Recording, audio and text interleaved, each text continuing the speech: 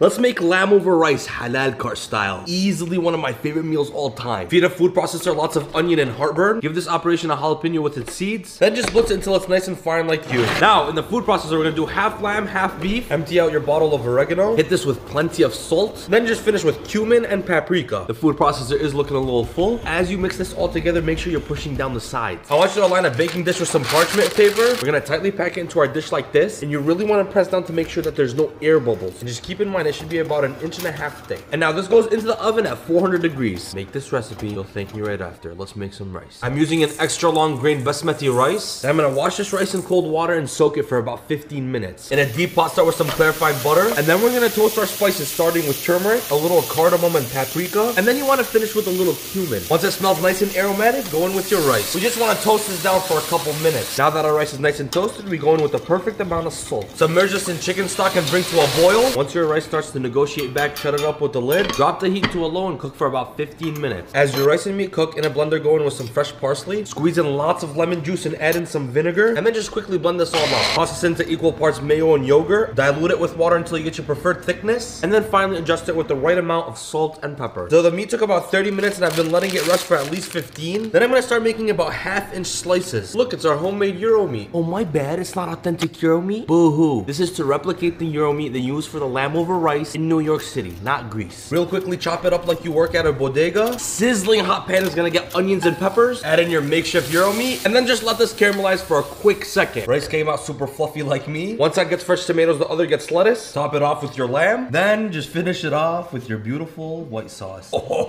And as always, now bismillah. That bite was marvelous. I can't wait to devour this plate.